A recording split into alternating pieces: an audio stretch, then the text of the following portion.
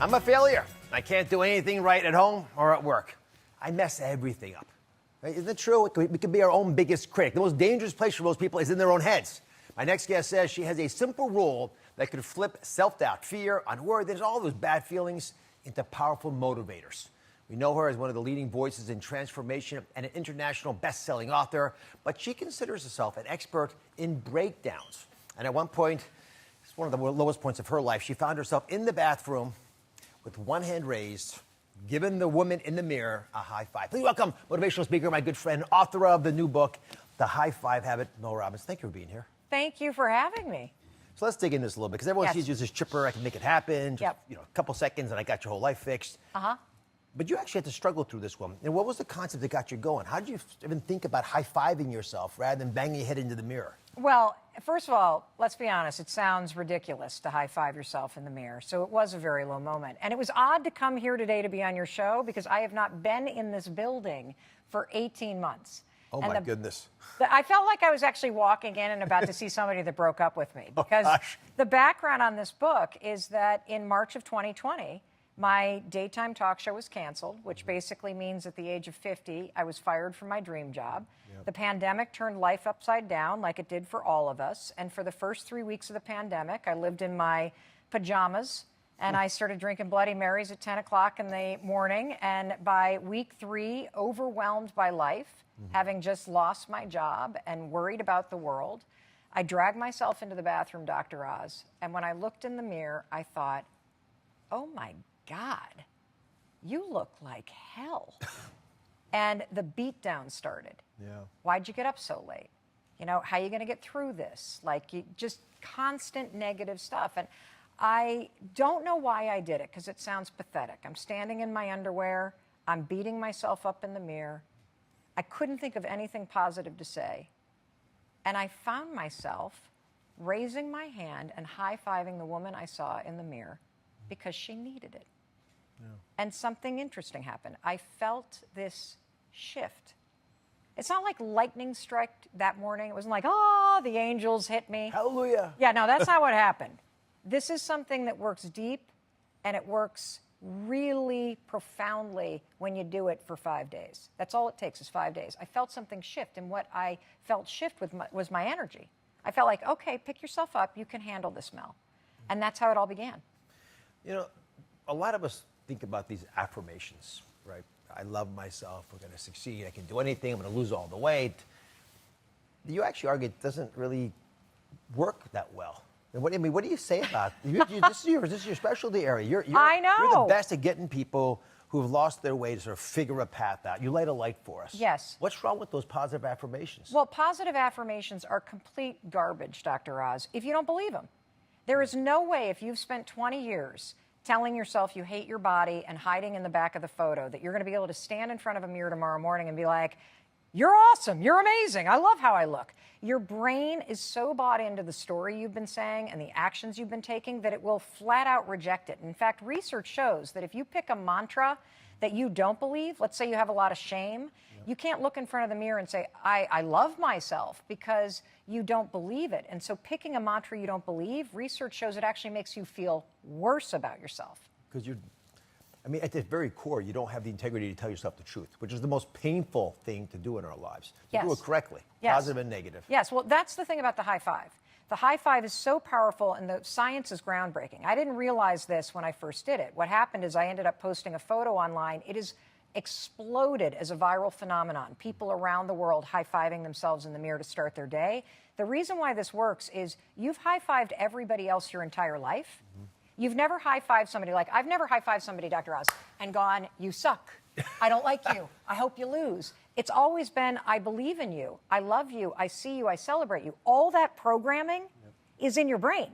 So we're not actually teaching you anything new. We are unlocking programming already in your subconscious mind associated with the high five and aiming it right back at you in this moment when you need it. It's incredible. Well, speaking of scientists, I decided to bring one on who happens to be a friend of mine and yours. Psychiatrist Dr. Amen is here to help us understand the science and success behind retraining your mind with a simple high five.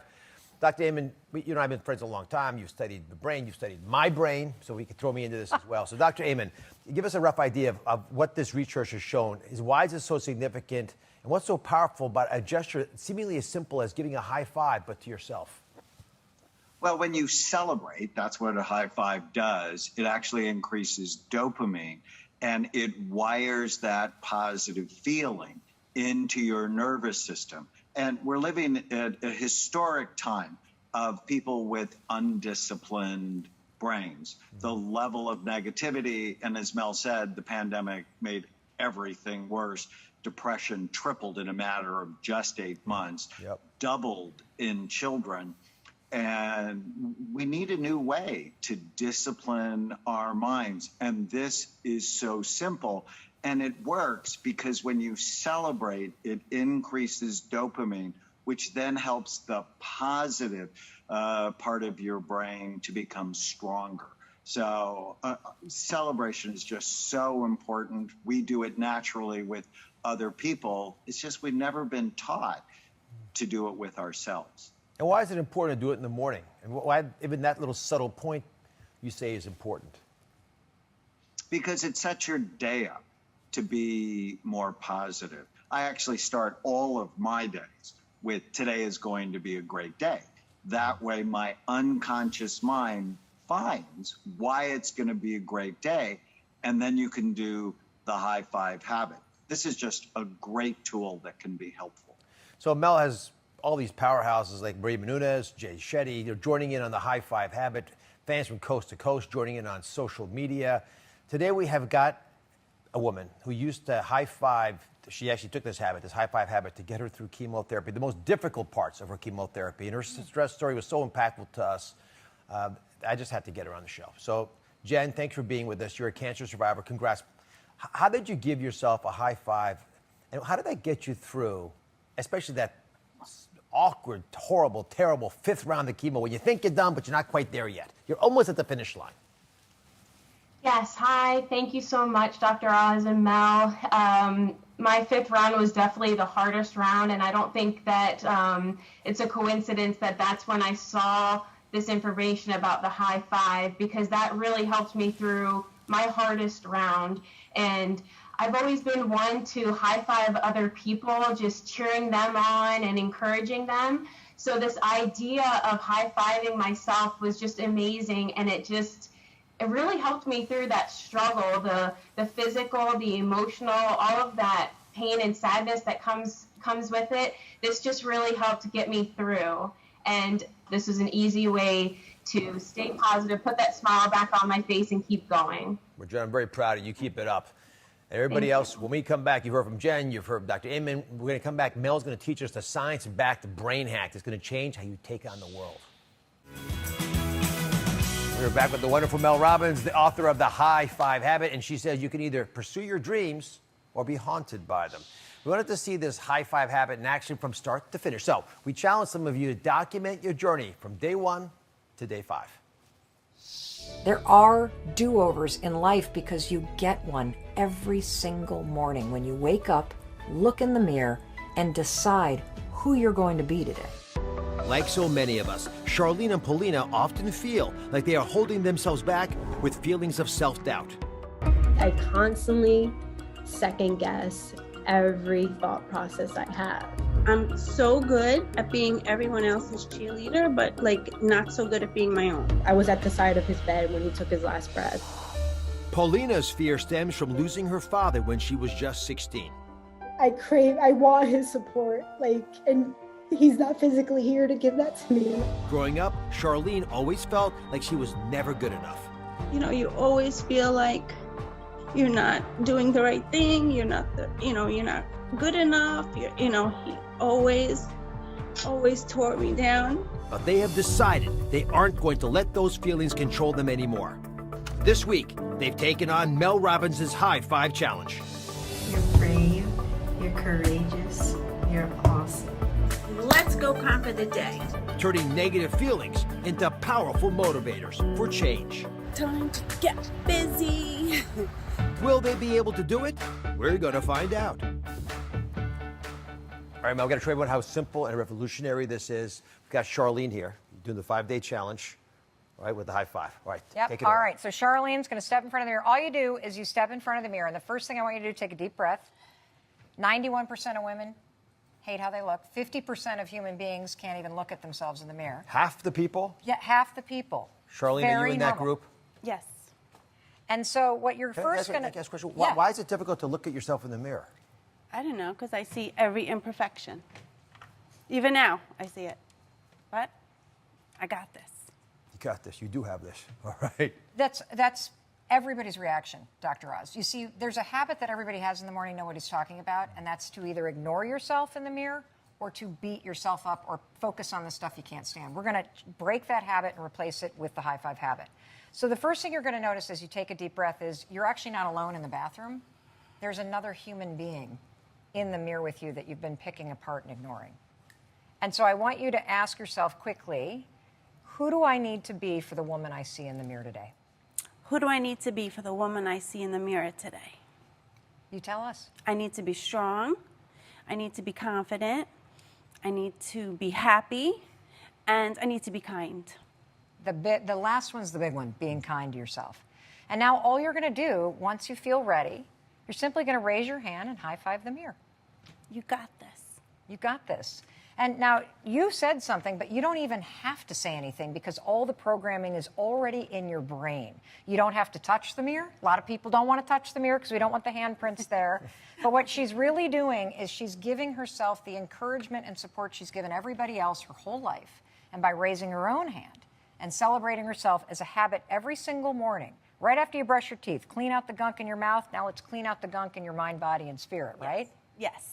So, Charlene, if I understand correctly, you're the cheerleader. Here, come on over here. Sit next to me. Okay. You're the cheerleader, right? You're the one who's Yes. always out there helping people do better. Yes. I'm my team's cheerleader. I'm everyone's cheerleader. I'm everyone's but you. go-getter. But me. Well, why is that? Does this change that? Definitely. Absolutely. Even my family sees it. And now I have them doing it with me. Are you surprised at how such a seemingly simple task has changed who you are? Absolutely. That's what I love about it because motivational speaking is awesome, but if this is so tangible, it's something I can do on my own, and it's powerful and it's tangible. I can touch it, you know, and get it done. So we've given you this mirror. You can take it home with you. If you Okay, thank you. That's awesome. It's the least we could do. Thank I you very love it. much. Thank you. I want everyone to meet Paulina. She says she's been struggling with self-doubt and following through with her goals. How are you? Hello, I'm good. Thanks How are for you? being here again. Thank Wait, you. I lost. I'm sorry, I lost was Mel. busy hugging somebody. You know, Sorry. Mel, Sorry. I thought Mel was a flight risk. I know. She headed for the exits. She didn't want to talk about this anymore. She was so done.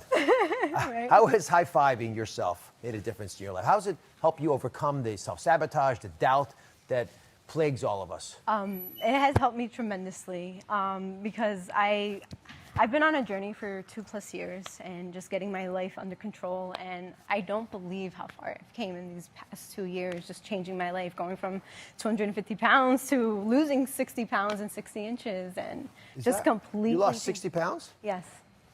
So what does your family think about you? And I'm sure they were trying to help you before, but this actually They worked. were. And I remember my mom and my brother telling me, like, you need to lose weight. And because I was letting myself go because I was suffering a loss from my father. Oh, I'm sorry. He passed away from esophageal cancer when I was 16. And That's age 16. at age 16, I lost my father, my everything. He was my supporter, my number one. And it wasn't until I lost my job in 2020 and I was like, all right, I need to invest more time into me. Everything that I did for my job, I need to do that for me now.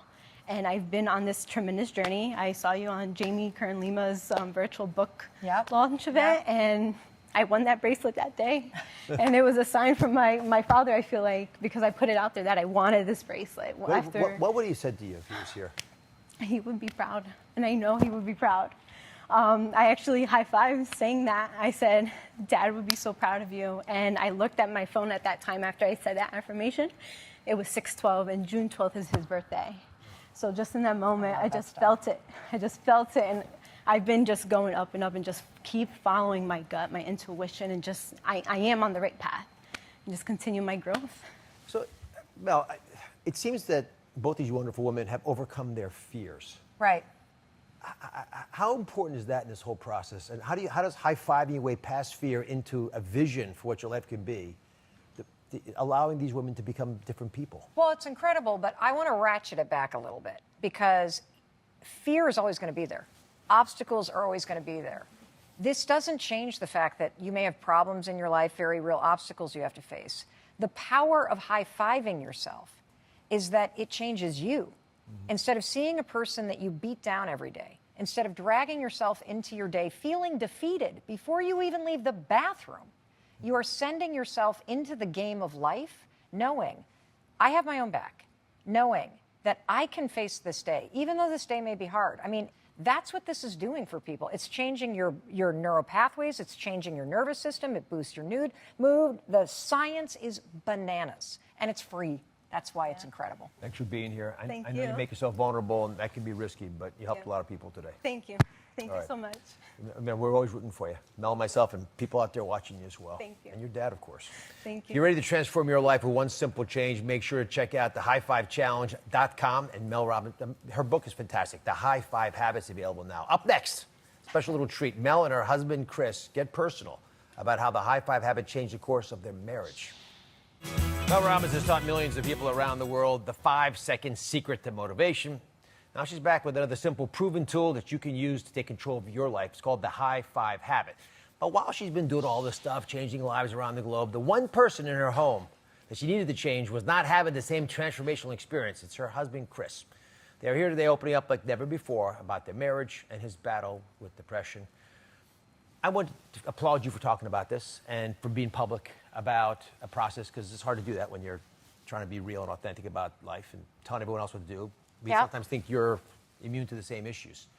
But I am curious, Chris, when you're living in the same home with the person who's trying to help the world, what was happening in your life that was not permitting you, freeing you to participate in the High Five Challenge, the habit? Yeah, depression that I was unaware of, really. Several years ago, I had a business that didn't go the way that I wanted it to, and it wasn't the way that I wrote the story, and I found myself in sort of the valley of regret, just unable to pick myself up. And I still had Mel and all the kids that were rooting for me every day, but I couldn't hear it. Well, they're rooting for you, but they're counting on you too. That's immense pressure. And you probably grew up like a lot of people thinking, my life story is going to make sure that Mel's taking care of the kids. Everyone's going to look up to me. Everything's going to be perfect. And like all of our lives, we're supposed to be able to have failures and cope with them. It's part of the challenge. So what was it like when you finally got past all the pain you were feeling and began the first step of the High Five program? Honestly, the first step, I just found it to be incredibly stupid. I mean, it's awkward going to the mirror and giving yourself a high five. It was out of the gate tough. But Mel actually was the one that pointed out that a lot of what's behind that thought that it's stupid is really the self-doubt or the sense of unworthiness. It's those feelings that sit behind the notion that it's silly.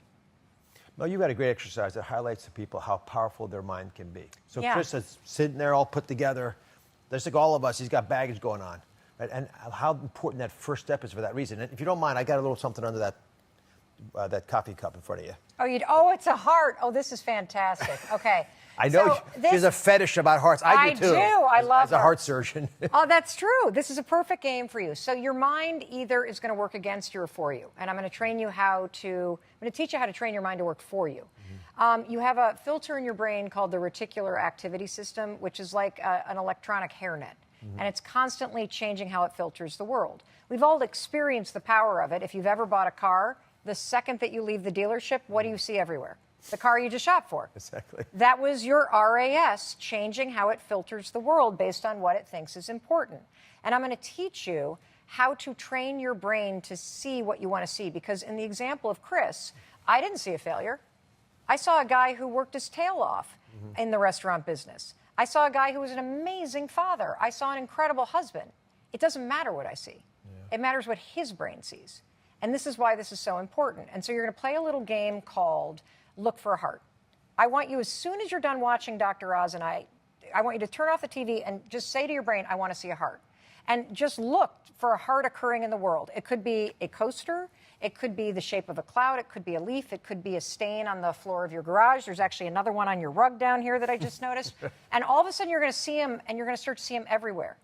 And you're going to get them all over social media, by the way, Dr. Oz. People are going to know, I just watched your show, and I just saw a heart. That's your filter in your brain, changing what it's allowing you to see based on what you say is important. This is why it is so critical that you get control of how you speak to yourself. Because if you tell yourself you're a failure, which isn't true, your brain starts to think, oh, Chris wants to see reasons why he's a failure. So instead of seeing the fact that he could, for example, after the restaurant business closed, he could coach all the kids' stuff. He could be home with them. It was incredible. He saw the one dude pacing back and forth like a psycho on the side of the soccer line on a work call, all stressed out, and said, I should be that guy. See, I'm a failure. Instead of me looking at him going, well, my brain's like, isn't this amazing? What a gift that you're here with our kids. It's all about your own brain. I saw an experiment recently where they took people who were self-proclaimed lucky and unlucky people. And in front of the unlucky people, they would put a $100 bill on the sidewalk and have them run an errand. They could never find a $100 bill. The lucky people found the $100 bills. It was there for both of them. But some people were looking, which I think speaks to your point. So, Chris, in practice, how did this change your family dynamic once you sort of began to shift your mindset? You know, initially, I think even my own sense of failure, it didn't allow me to even see Mel's success. That I saw what she was accomplishing, and I said to myself, wow, isn't that my role to be the provider? Yeah. And so it took some time, but I think where it shifted is just appreciating actually being a cheerleader for Mel and having the experience of being able to be the first call parent with my kids, which was an experience that I did not have growing up with my own father. So the pendulum has swung. It's been remarkable. Well, you've got good taste in women. Oh, I have excellent taste in dudes, too. That's right.